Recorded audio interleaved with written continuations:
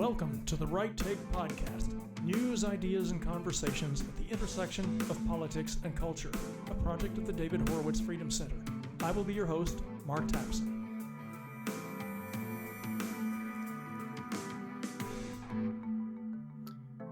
Thanks again for joining me at the Right Take Podcast. I'm your host, Mark Tapson. Today we're going to dive into a controversy swirling around billionaire rapper and fashion mogul Kanye West. Or I should say the artist formerly known as Kanye West, because a year ago he had his name legally changed from Kanye to just Ye. I can't get used to that though, so I'm going to keep calling him Kanye. I hope he won't feel misnomered or misgendered or otherwise misidentified by that. Anyway, he was at the center of a surge of progressive outrage last week after debuting his latest fashion collection in Paris. His line included sweatshirts and t-shirts emblazoned with the slogan, "White Lives Matter" on the back in large font. Now, I know conservatives have mixed opinions about Kanye. Yes, he's unpredictable, he's strange, egotistical, sometimes comically erratic. He's bipolar. He made the tragic mistake of having children with one of the man-hating Kardashian harpies. But forget all that melodrama, put all that judgment aside, and just focus for a moment on the courage it takes for a famous black man to unveil a clothing line in a major fashion show in Paris that boldly proclaims white lives matter. I use the word courage because I can't think of any bigger target, culturally speaking, to put on your back than a white lives matter t-shirt, apart from maybe a bright red MAGA cap, which has literally invited violence in the past from triggered leftists because the left doesn't want America to be great. They want America to be just another satellite of the European Union.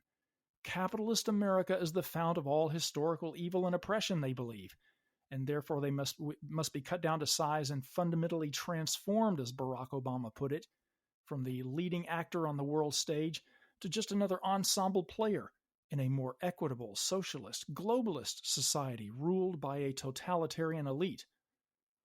As for White Lives Matter, it's truly tragic that our culture has reached such a frenzy of openly anti-white racism that stating that white lives matter or all lives matter is considered hate speech. In any case, for a very high-profile figure in pop culture, a self-made billionaire black man, to reject the victimhood of identity politics and publicly display that message all over his fashion designs takes courage. Just like it took courage for Kanye to openly associate, as he has in the past, with Donald Trump, whom the left considers literally Hitler. So the fashion establishment had a collective meltdown following West's collection. Remember, this is the same fashion establishment that is so politically petty that for 4 years it refused to put Melania Trump, an actual model, unlike her predecessor Michelle Obama, on the cover of any fashion magazine. Michelle O was on the cover of Vogue 3 times, in addition to Elle magazine, In Style, Glamour, Redbook, and others, more than 30 magazine covers. Gabriella Carifa-Johnson, a global contributing fashion editor-at-large for Vogue, which doesn't even sound like a real job, clutched her pearls on Instagram, calling Kanye's t-shirts, quote, pure violence, unquote. You know, a major part of the left's success in controlling the political discourse in this country is its ingenious manipulation of the language to suit its political agenda. The left has redefined the word violence, not just to mean the infliction of physical harm, but to mean words, specifically words that stand in opposition to the woke agenda. Simply stating that only women can give birth, for example, is now considered violence against trans men. Simply saying the phrase "white lives matter" is considered violence against blacks, and so on. Meanwhile, the left's actual violence toward political opponents has been redefined as self-defense against the purported fascism of the right. That's the tortured logic that the left uses to justify their own fascist violence toward their political opponents. Okay, back to Vogue editor Carifa-Johnson. She continued her condemnation of Kanye's fashion line by writing, quote, "As we all work through the trauma of this moment, especially those of us who suffered in that room, let's have some grace for one another," unquote. Trauma, suffering. A t-shirt slogan declaring that white lives matter is traumatizing. It inflicts suffering on this unimaginably privileged global editor for Vogue magazine. What a coddled existence Gabriella Carifa Johnson must live to feel traumatized by a t-shirt declaring that everybody's life matters. This is the neo-Marxist insanity that infects our culture now and that is making any racial progress in this country impossible. How can there be anything but a Grand Canyon-like chasm between whites and blacks in America when the mere public acknowledgement that white lives matter too is denounced as hate speech? By the way, British Vogue editor Edward Enninful also denounced the t-shirts as, quote, inappropriate, unquote. I guess we should be grateful he didn't call it violence. Fashion critic Vanessa Friedman of the propaganda outlet The New York Times also wrote a piece blasting Kanye's collection, of course, with the headline, "There is no excuse for Ye's White Lives Matter shirt." She noted that White Lives Matter is a phrase that the Anti-Defamation League and the Southern Poverty Law Center have called hate speech and attributed to white supremacists. So in other words, if you dare to state the simple truth that white lives matter or that all lives matter, you apparently are a white supremacist. This New York Times critic wrote, quote, "Does Kanye truly believe he can appropriate the language of racial violence?" Unquote. Racial violence. She went on to say that Kanye doesn't care about the collateral damage or the violence this could feed. Wearing a t-shirt that says White Lives Matter is going to incite violence against non-whites?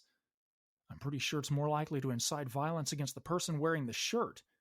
But this is the leftist narrative, that deviating from that narrative is the equivalent of inflicting physical harm against so-called oppressed people.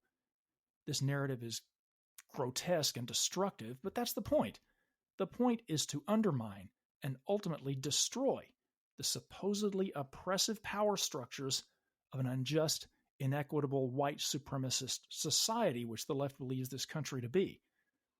Now let me make a quick aside, if I may, about this demonstrably false notion that America is a white supremacist society.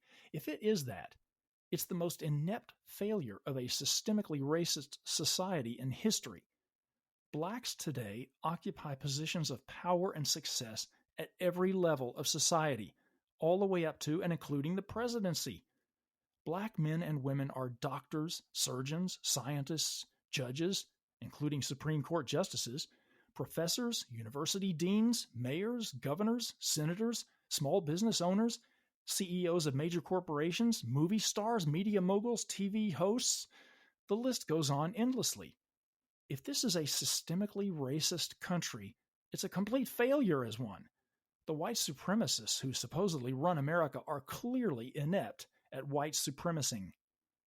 Speaking of racial supremacist movements, in a subsequent Instagram post, Kanye sparked more leftist apoplexy by slamming the Black Lives Matter movement, declaring, quote, "Everyone knows that Black Lives Matter was a scam," unquote.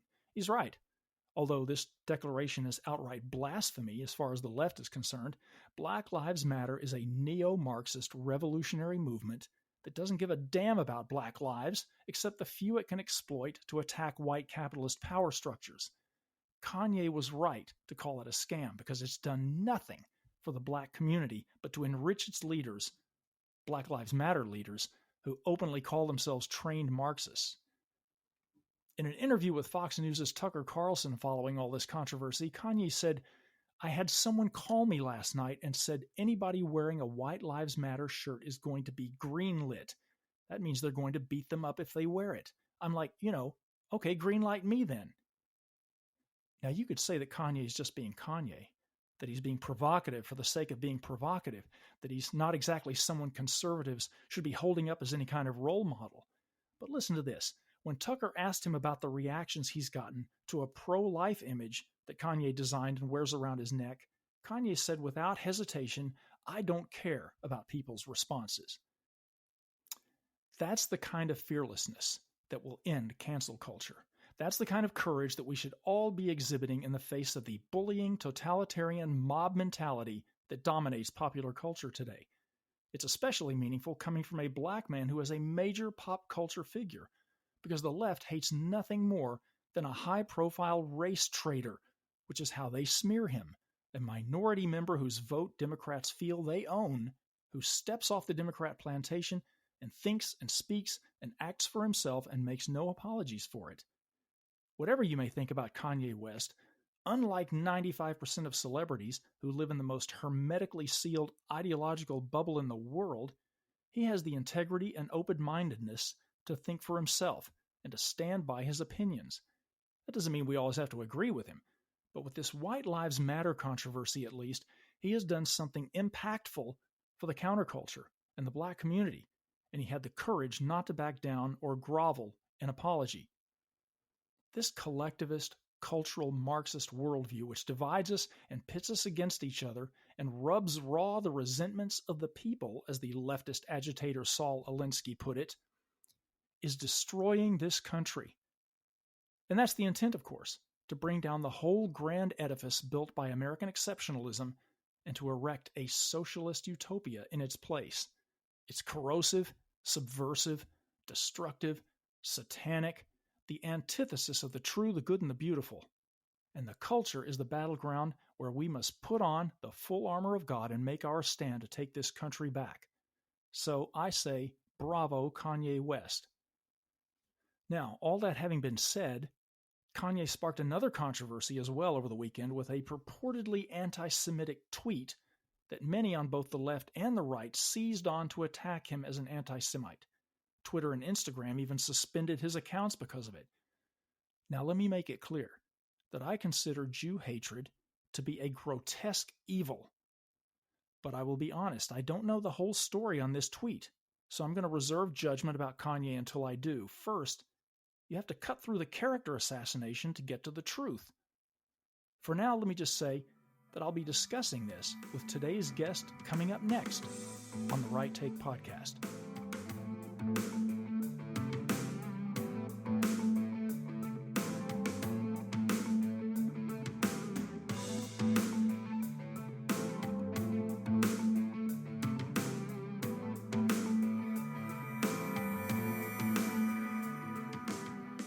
My guest today on The Right Take is none other than the founder of the David Horowitz Freedom Center himself, far-left radical turned conservative firebrand, and the author of many best-selling books, most recently I Can't Breathe, How a Racial Hoax is Killing America, but with a new one coming in just a couple of months titled Final Battle, The Next Election Could Be the Last. David Horowitz, welcome to the Right Take podcast. Thank you, Mark. Thanks for taking the time today. David, let's get right into this Kanye West controversy, if we could, or controversies, plural. In my opening remarks, I addressed the courage and the independent thought that Kanye exhibited with his Paris fashion line last week, which triggered the cancel culture mob. His fashion line featured T-shirts and sweatshirts emblazoned with the slogan, White Lives Matter. Horrors. Yes, the ADL and Southern Poverty Law Center and similar organizations claim that this phrase, White Lives Matter, is rooted in white supremacy. Is it a white supremacist? Well, let's face what's happened to our country. The Southern Poverty Law Center and the ADL are fascists. They're part of a lynch mob, the national lynch mob, which was formed within the bowels of the Democrat Party and really took off in a national hysteria with the criminals of Black Lives Matter. And it's designed to extinguish every patriotic, conservative, freedom-loving voice. And they do it by character assassination. And we saw it with Trump. Now they're accusing Kanye West of being anti-Semitic, which is exactly what they did to Trump. They called him a white supremacist. Both obvious lies by people who are racist themselves. I mean, the Democrat Party's official policy, equity, is racism. It's anti-constitutional. And that's the real agenda here. The reason they want to conduct a witch hunt, is no other way to put it, conduct a lynching and driving out of the public sphere. And the reason they're attacking white people is because the founders were white and their real target is America. They want a communist state. There's really no particular difference between communism and fascism anymore. They're all globalists. There used to be a distinction between national socialism and international socialism, but it's all about one-party states and totalitarian regimes which want to control everything you say. And anybody who knows anything about Kanye West knows he is a unique artist whose lifeblood is freedom. For those who can take it, there's I just always amazes me when I watch it. Video that Kanye West did. It's called I Love It. And it's very vulgar. And a lot of people will find it very distasteful. But it's all about freedom. That's what it's about. And once you understand that, you see, the genius of this creative artist.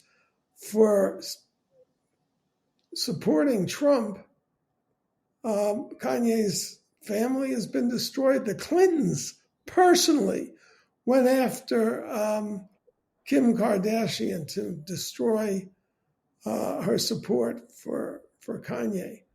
But everybody can see it. Look, I think it's today in the news, Google banned Trump. He can't reach his followers. That's fascism. And when you combine the fact that they're all supporters, the Biden administration, of Hamas and the terrorists who want to exterminate the Jews, they're Nazis. Anybody should see this. Unfortunately, Republicans are always trying to please everybody, especially the people who want to hang them from the nearest lamppost. So we've gotten a lot of flack at Front Page for defending Kanye, which I make no apologies for. This is the first duty of every red-blooded American, is to defend Trump and defend defend Kanye West. These are, it's probably their egos. They have very large egos, obviously, that allows them to have this kind of courage to stand up against the world. Most of us, look, we've all been hurt. Anybody who's a public conservative has been hurt by this fascist culture that the Democrats have brought in, has lost money, has lost opportunities, has lost audiences, has had to pay lawyers large sums of money, hundreds of thousands of dollars, to protect themselves. But nobody has as much to lose as Trump and Kanye West. I mean, these are self-made billionaires who could lose everything. It's like, Mike Lindell is another example, who they've gone after to destroy. These people have, are great creators, and everything they've striven for in their lives, everything they've produced, can be taken away from them by this leftist lynch mob. Well, the politics of personal destruction that's really at the heart of the leftist strategy anyway, right? I prefer character assassination. Personal destruction, I think, is a Clinton term. Character assassination, that's what these people do. They're disgusting, they're evil, and they have to be defeated. And the only way they can be defeated is if people who love this country and the Constitution will stand together and not be divided. I mean, I'm having to deal with old friends who just gone off the deep end. Kanye West he's a self-identified Jew. He's not an anti-Semite, for crying out tears. And he did make a mistake, and he said in his infamous tweet that they're all seizing on, um, that he's got to go to DEFCON 3 with the Jews. What he was referring to is DEFCON, which is defense against. That's what that means. It's a military term. They grade the threat, the global threat to America in terms of 5 levels. There's DEFCON 5, 4, 3, 2. One is right before the nuclear war. So he was using that analogy because he's under attack. And everybody knows it's so easy to destroy somebody, particularly with the internet. I mean, all the freedom, you have to think on your feet. You have to mentally assess which of your words or phrases or characterizations can be utterly distorted to demonize you. You'll often be surprised by the lengths that they go to lie, to destroy you. I mean, the idea that Trump was a white supremacist is a joke. It's stupid. He was a liberal. In the old sense, a liberal when liberals were liberal, not when they were fascist the way they are now. Exactly. Kanye is a very idiosyncratic character. He's quite a unique creator. He's bipolar and everything else. I think sometimes he has difficulty expressing himself in a way that doesn't get the left targeting him. But it's there. I mean, the Tucker interview, it starts off with the reality that they're trying to kill him. Yeah. Many conservatives are reluctant to embrace Kanye, obviously. Do you think that conservatives are letting the perfect be the enemy of the good by refusing to? I don't think it works that way. I think that there are appeasers, but basically they don't. It's unpleasant for them. They like intellectual games, arguments. Kurt Schlichter, who's pretty funny, had a racist tweet in which he compared Kanye, Republicans had a habit of folding before blacks. I don't know if he used that term, but that's what he meant. Kanye reminded him of a 12-year-old con man. Now, come on. This guy built $1 billion industry out of several levels of the culture. He's in the high couturier culture. He's in the rap culture. This is somebody that, it's really interesting, these intellectuals, these mobsters at the New Yorker and all those New York publications, Vogue and whatnot. They all their culture celebrates artists who are almost indefensible for their creativity and freedom, like the Marquis de Sade. It's a big hero. But Kanye West, comes from a community. I remember 30 years ago saying, I can say that's what's happening to the Black community is treated to an intellectual terror worse by 100 miles than McCarthyism. Whereas if you're Black and you're a Black conservative, you're a dead person, essentially, publicly. And I realized that I could say that till I was, blue in the face, and it wasn't going to make a big difference because I'm white. And Kanye West is doing that and saying it, and there are lots. One of the most refreshing aspects of our national crisis, darkness, is the way younger and smarter Black intellectuals are standing up, taking the heat and throwing it right back in their face. But you have to recognize how White Lives Matter is a genius idea to do it at a Paris fashion show. All Lives Matter got somebody killed not that long ago, a couple of years ago, by these Black Lives Matter criminals. And what does it say about our culture that that a statement like "all lives matter," which should seem to be self-evident, a statement like that triggers the right so much? Triggers the left so You much. guys hate white people.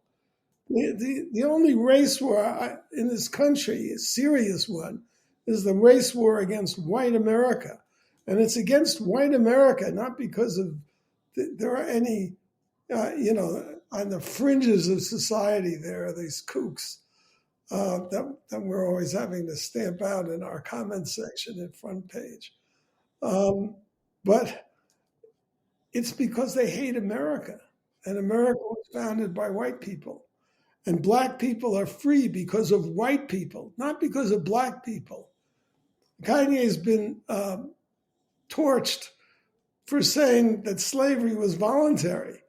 And what he obviously meant by that is that every slave who was shipped to America or other countries was enslaved by black Africans and freed by white Christians. I say that as a Jew. That's the reality. In England and America. Yeah, it's like how do you pronounce his last name? Lemon or Lemon? I prefer Lemon, but whatever. I thought it was Lemon for the longest time. In fact, I even appeared on the Don Lemon show once, and at the time thought it was Don Lemon. How pretentious! Lemon, come on. But he was silent when confronted. He asked, well, shouldn't the Crown of England pay reparations? England led the entire world in ending slavery. I think it was in the 1830s or whatever. They had to send gunboats into Africa to force black African kings to give up their slaves to end the slave trade. And this woman who was the English woman who confronted Lemon said,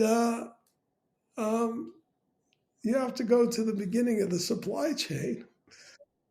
And if slavery is anybody's original sin, it's black Africa's. Slavery existed in Africa for 1,000 years before a white person set foot on the continent. That's the reality. And 360,000 white Americans mainly white Americans, gave their lives to free the slaves. And this quest for reparations, nobody has the cojones to say this, but it's just racial extortion. If you want to sue somebody for reparations for slavery, go sue the Confederacy because they're the ones who defended it. You don't sue the government that sacrificed 360,000 lives and untold fortunes of our national treasure in order to free black slaves. There's no case that I know of in all of history of one race making such a sacrifice to free another. And yet white people are, and they're very stoical because they accept all this hatred that's directed at them that's completely unjustified. Every black in America who's descended from slaves owes their freedom to Thomas Jefferson and Abraham Lincoln and those 360,000 Union soldiers. Where's the gratitude for that? I'm often quoted, that line is quoted by these Nazis to show that I'm a racist. It's just a fact. It's just a fact. Black freedom was bought by white blood. I would have a certain degree of embarrassment if I were black at what some of the black community, especially those involved in the Democrat Party, say about white people and so-called white supremacy and so forth.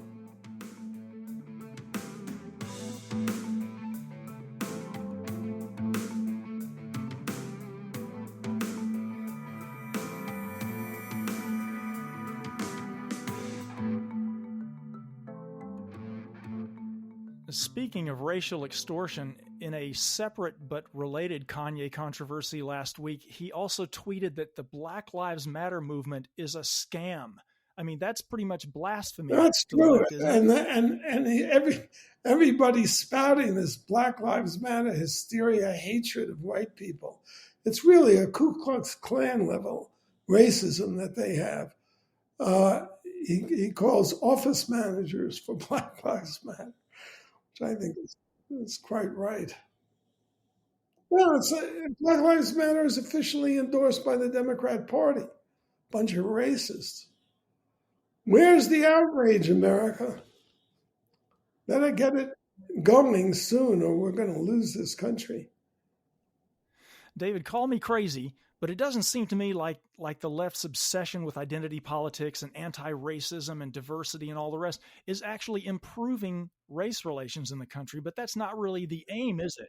Oh, thinking about well, you have to marvel at the absence of virulent white racism. Yeah, I mean, there are these fringe characters that nobody can name. What is one? Richard Spencer. I mean, there are non-entities. They hold a demonstration, and there's 1,000 people. They get 12 people to demonstrate, and 1,000 people protest them. But I mean, whites are long suffering here.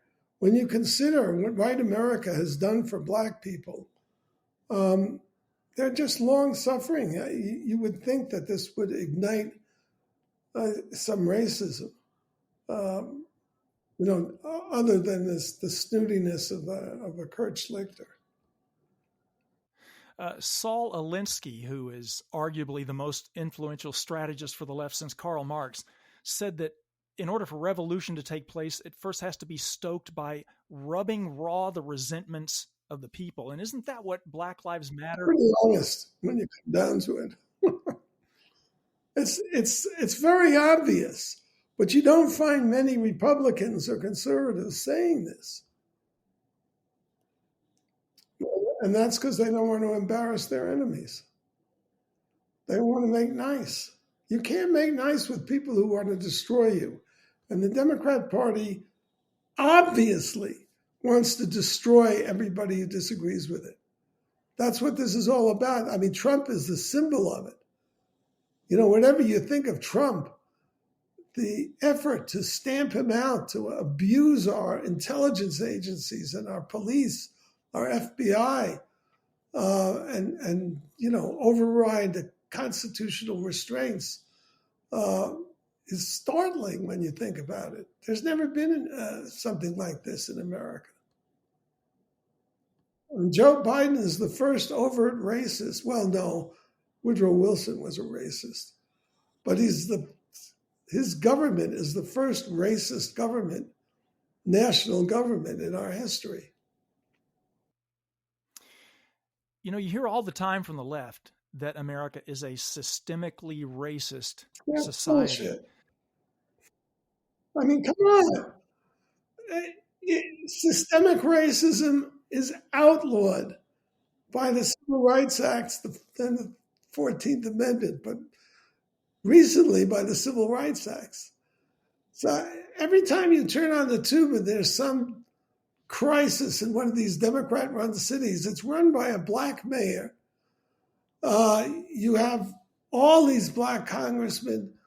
You have all these black lawyers. If there were systemic racism in any American institution, you think there wouldn't be a tsunami of lawsuits and damages collected for violating the clear intent of the law, which says institutional racism is outlawed? Of course there would.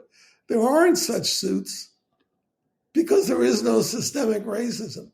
Why aren't Republicans saying these things? While America burns. In 1860, just when the Civil War was getting kicked off, there were 500,000 free blacks. How is America, even then, a white supremacist nation when there are 500,000 free blacks? Doesn't make any sense whatsoever.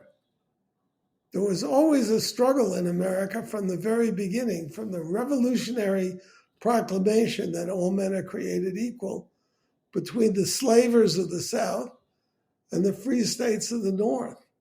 Slavery was ended in like 20 years in the North and something like 76 years in the South.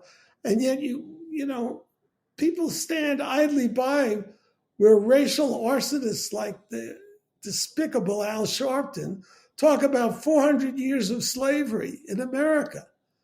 I mean, it's a monstrous lie. To get back to Kanye for a second, what does it mean to the Black community and to the country at large when you have a high-profile Black man like Kanye West, a billionaire, risk everything, who rejects the victimhood narrative of the Democrat Party? And I think he resonates in the Black. That's why they hate him. That's why they want to destroy him. He's a major, major threat to the Democrat Party, and they're racists. That's why Kanye is. Of course, there are plenty of articulate, but even I was shocked to see that P. Diddy Combs was supporting Kanye, but that should tell you an awful lot.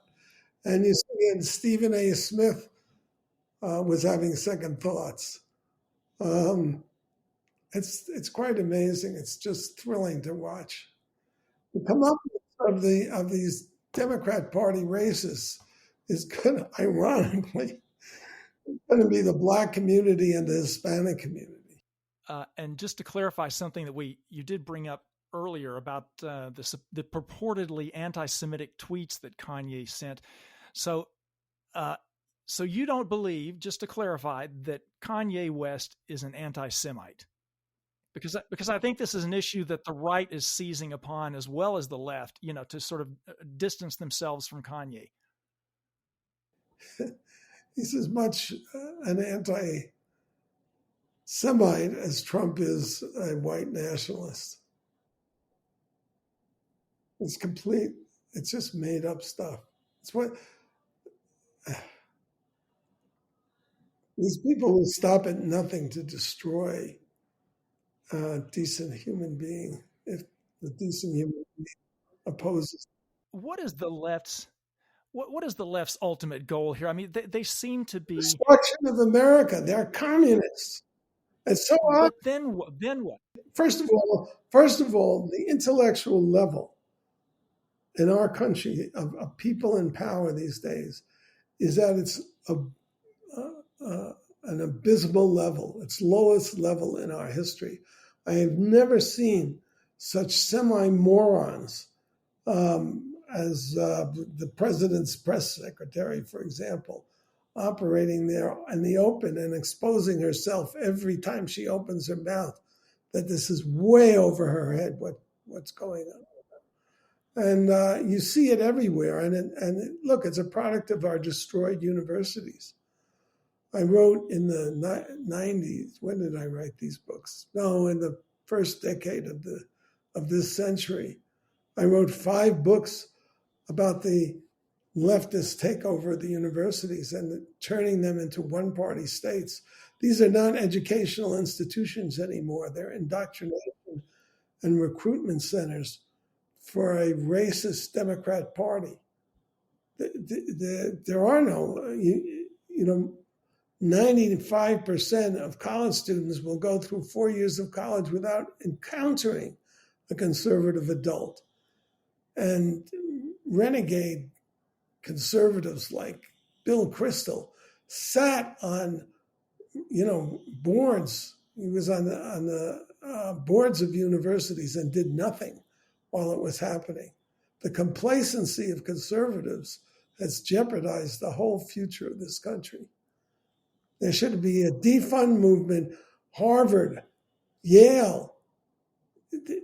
These are institutions that turn out trashy Black racists like Elie Mystal, like Joyanne Reed. They all have Harvard degrees. Mystal has a Harvard law degree. It's and these administrators at Harvard and Yale, they tolerate. I think the worm is turning now. When you have these judges who will not take Yale law school graduates, that is such a breakthrough right there. We have to restore standards in this country. Standards are not racist, as the left claims. What's racist is the anti-standard crowd. They don't like standards because the standards don't come out equal.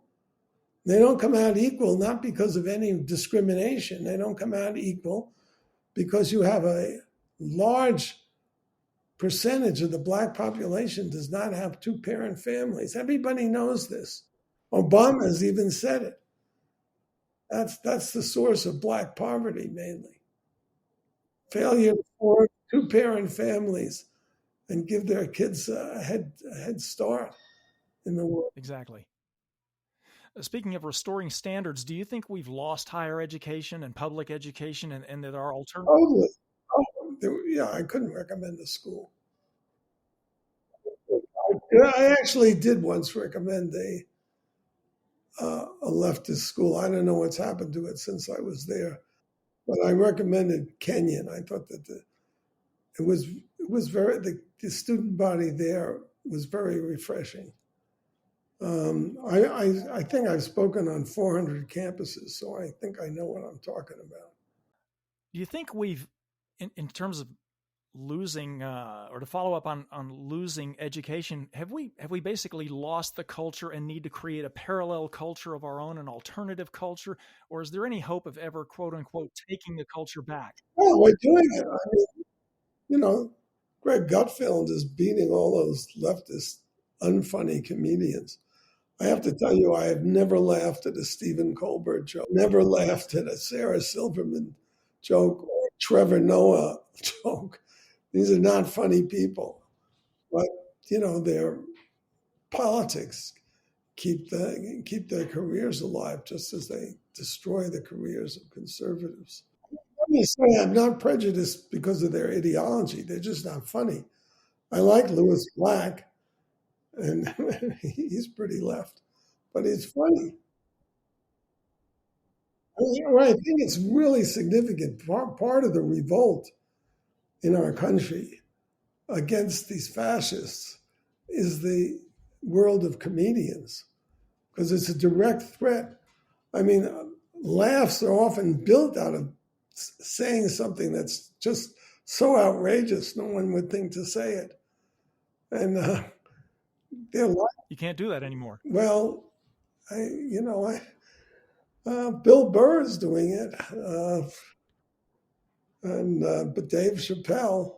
I mean, there are, I don't agree with everything. They're on the left, but they're hilarious and right to the point, and very, very courageous. And that's the kind of courage we need, isn't it? To cancel culture is to. You got to just stand up for the unpopular opinions and not be sucked into this malarkey about how it's racist or transphobic. You can't have men competing against women. It's not fair.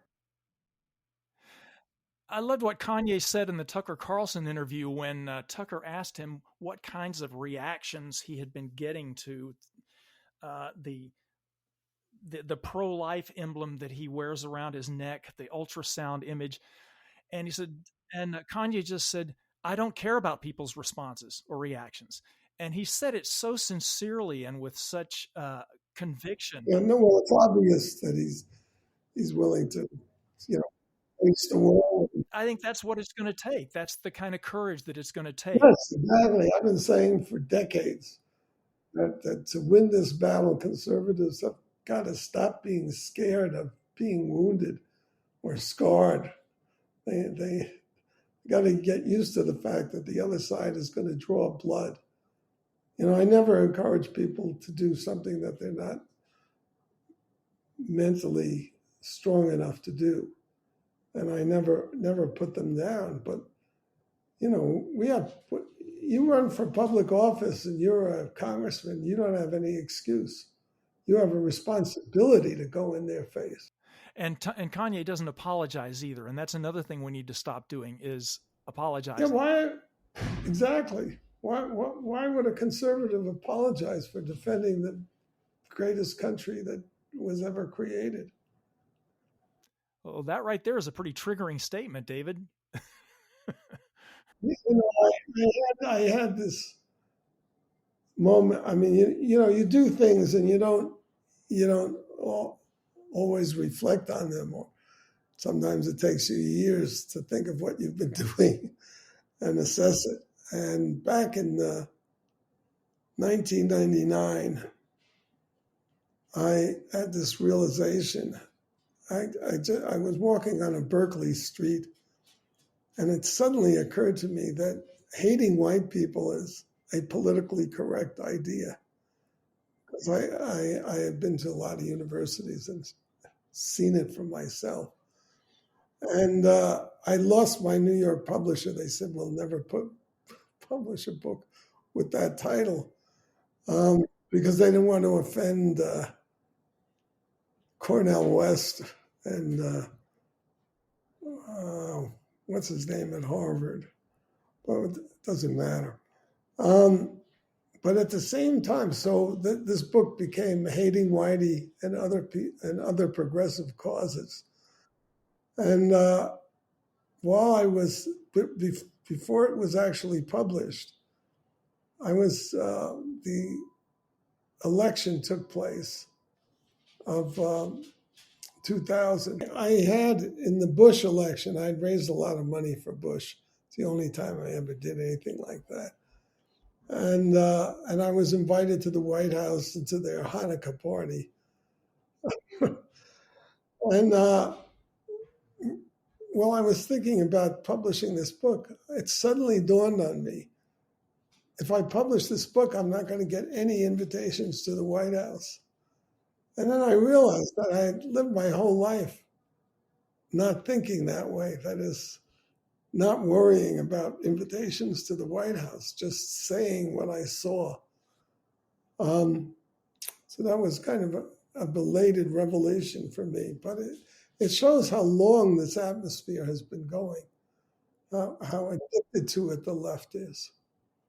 It's just so destructive. Can you give us a spoiler-free preview of your upcoming book, Final Battle? Yeah, it's been delayed by supply chain issues. It'll be a Newsmax Humanix book. It's a narrative of the Trump years, and it shows that everything that the Democrat Party, every major drive of the Democrat Party for the last decade really has been to establish a one-party state. So as things stand now, the book Final Battle is due out in January? Yeah, I think it's I think it's one of my better books. Good. That'll be something to look forward to. David Horowitz, thanks so much for coming on the Right Take podcast. Keep up the courageous work, please. All right, Mark. Thank you. The Right Take with Mark Tapson is a project of the David Horowitz Freedom Center and Front Page Magazine. Unauthorized reproduction of this podcast without express written consent is prohibited.